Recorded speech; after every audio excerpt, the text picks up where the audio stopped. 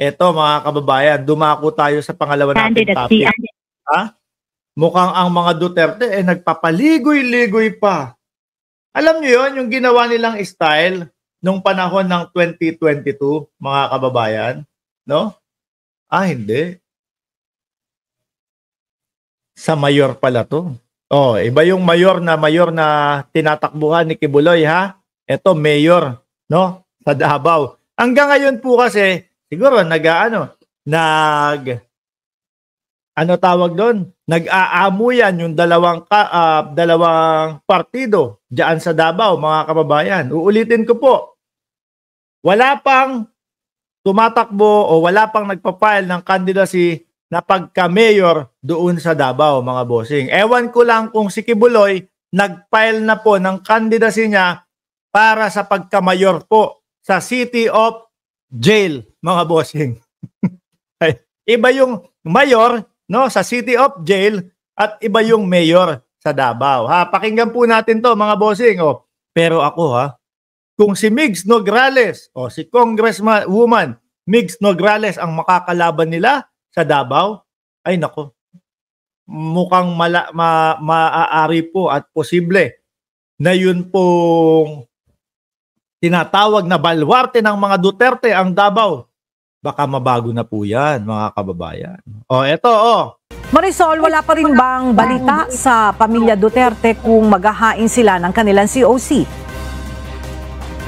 Yes, Ella, patuloy pa rin tayong nag-aabang dito sa COMELEC office kung kailan maghahain ng Certificate of Candidacy ang pamilya Duterte. Nauna pang sinabi ni Congressman Paulo Pulong Duterte. Medyo alam niyo po, ginawa na po nila yan, mga kababayan, noong 2022 di ba? Ginawa na po nila yan. Doon sa presidential election, medyo, kunyari, ito ang tatakbo, tapos biglang magsasubstitute, last minute, biglang tatakbo, wala na, hindi na din epektibo yan no? Kahit ano pa, alam niyo mga bossing kahit ano pang gawing strategy po nila, yung presyo, ma'am, sa susunod ka na, last minute ka na tumakbo, last minute ka na mag-file, ganito, ganyan. Hindi na po magiging epektibo. Kasi, mga bossing, lahat po ng nasa balita ngayon, lahat po ng nakikita natin sa mga hearing, mga kababayan, dungis na dungis po ang pangalan ng mga Duterte, no? Sa pangunguna po ng dating Pangulo. Ang dami po nilang hindi nasasagot na mga tinatanong sa kanila. Sa mga budget po, ang daming mga gustong itanong sa kanila na ayaw nilang attendan. Bakit? Isa po sa iniisip natin yan, baka hirap po silang ipaliwanag. Ano po? So yung mga bagay na yon, isa pa yung budget na hirap ipaliwanag si Vice Presidente. Ayaw ipaliwanag yung budget. Nakaka-apekto din po sa ratings nila yon, mga kababayan. Di ho ba? Ako naniniwala ako kung yon pinaliwanag ni Vice Presidente, eto po yung pinaggamitan ko ng dating budget at eto naman po yung para sa 2 billion dito ko po ilalaan. Kung walang paliwanag, taong bayan, may malaking question mark. Ako po. Budget na naman? Iboboto ko ba to? Iboboto ko ba to? Mapapaisip po ng ganun di ba? Sabi ni Margo, Sir Mark, nakatikim ka na ng Margo red wine? Hindi pa ho Hindi ko pa nakikita yan Pero hahanapin ko mamaya. Baka masarap yung Margo red wine na yan. Sa media noong Miyerkules matapos maghain ang kanyang anak na si Rodrigo Duterte II bilang representante sa 1st District ng Davao City ay magkakaroon pa aniya sila ng pag-uusap o meeting silang pamilya Duterte. Pero hanggang ngayon wala pa tayong impormasyon kung ano-ano nga ba ang tatakbuhan nila. Ella, may mga ilang Naku, pasok si Robin dito. Robin, sabi ni Robin, ayaw niya ng dinastiya sa politika. Pero okay si Robin Padilla. Sa 3 Duterte sa loob ng Senado, okay siya doon. Di ba? Hindi mo maalaman talaga kung ano gusto ni Binoy Ano ang masasabi mo sa political dynasty? Garapal na Baka magkaroon na rin later on ang vlogger dynasty pag may nanalo. Yan, sabi ni James. Ayaw ni Binoy niyan. Di ba? Ayaw ni Binoy niyan. Pero okay sa kanya na 3 Duterte ang nasa loob. Okay sa kanya yung puro Duterte, yung mga nakaupo. Oh, di ba? Hindi mo malaman kung siya ba yung ano, hindi mo malaman kung siya ba yung talagang sumulat nung kanyang bill na gustong ipapasa. Mac Journal, nakakatamad ng bumoto, Sus Mariosep. Oh. Saan ka ba papunta? Bakit nasa boarding gate ka? Habol din sa paghahain ng Certificate of Candidacy dito sa tanggapan ng Commission on Election dito sa Davao. Isa na nga riyan ang isang kaalyado ng mga Duterte. Halos alas 5 na ng hapon kahapon, October 3, nang dumating ang incumbent representative ng District 3 na si Congressman Ungab Isidro upang magpasa ng kanyang kandidatura. Ang Ayan, oh. Tuloy. naturang mambabatas ay tatakbo sa ilalim ng hupong sa Tawong Lungsod bilang congressman pa rin ng 3rd District. Oh. This is my last term in my second round. So actually 6 term na nako. So I have served Congress for 5 terms already. So kung palaron man, budaog ta, this will be my 6th term. Total of 18. Wala kaming pakialam sa dinastiya. Si Robin Padilla ang umaayaw sa dinastiya. Di ho ba? Si Robin Padilla ang umaayaw sa dinastiya. Eto, di ba? Duterte, dinastiya din yan sa politika. Gusto pang magsama-sama. Lahat sila sa senador. Oh. Ako wala po akong against sa dinastiya, mga kababayan. Bakit? Kung yung sama-sama naman na yun, magkakamag-anak naman na yun, gusto lahat talaga, mapalago ang Pilipinas. Ano ang problema doon? Di ba?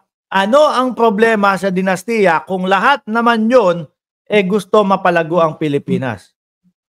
Si Robin Padilla ang may problema sa dynasty. Oh, tapos sasabihin niya, okay daw ang 3 Duterte. So yun, mga kababayan, yung pagpapasa ng bill na hindi mo alam kung ano yung bill na ipinapasa mo, tapos against ka pala dun. Oh, di ba? Magulo eh. Years in Congress, medyo dugay-dugay na yun. Bagamat nasa ilalim siya ng political organization ni dating Pangulong Rodrigo Duterte, wala aniya siyang impormasyon kung kailan at ano ang posisyon na tatakbuhan ng mga Duterte. Oh. Naghulat ako sa final. Pero ako, mga kababayan, talagang ramdam ko. Pag natapatan to, lalo na si Baste, pag natapatan ni Migs Nograles to, mga baby girl. Pag natapatan ni Congressman Migs Nograles ito, mga kababayan, malamang sa alamang, tambakan po, mga bossing. Tambakan po, mga kababayan. Biruin mo naman, isa, manginginom. Tapos yung isa, ayun, banat ng banat sa Kongreso. Okay sa kanila, di ba? Si Atty. Migs Nograles, mga kababayan. Kaya nga po, umpisa na po nilang sinisira eh. Kesyo daw, meron daw pong nagpapatakbo kay Migs Nograles. Oh, tapos popondohan daw po si Migs Nograles para pagpabagsakin si kung sino man Duterte ang tatakbo doon. Sinisira na ho nila. Pero ang ginawa nila, hindi nila pinangalanan, mga kababayan. Ay, kayo ha.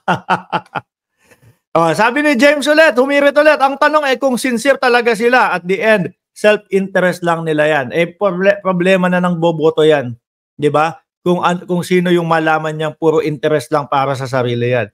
Pero hindi nyo maiaalis, no, na posible yung dinastiya at yung magkakamag-anak doon isa ang gustong patakbo, isa ang gustong mangyari.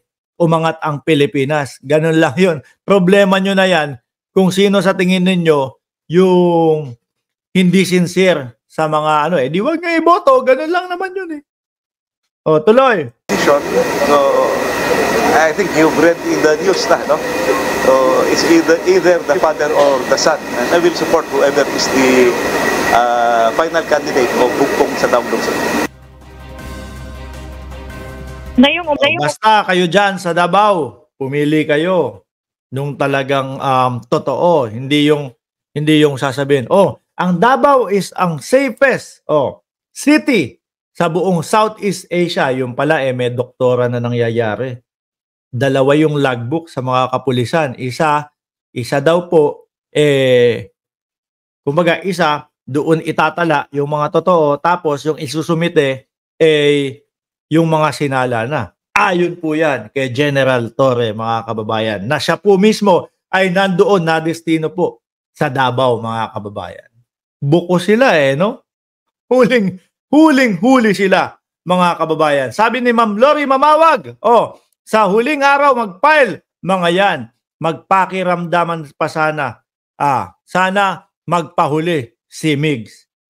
Mauna o mahuli, mga kababayan, si Migs, itataob niyan kung sino man yung makakalaban niyan. Ano?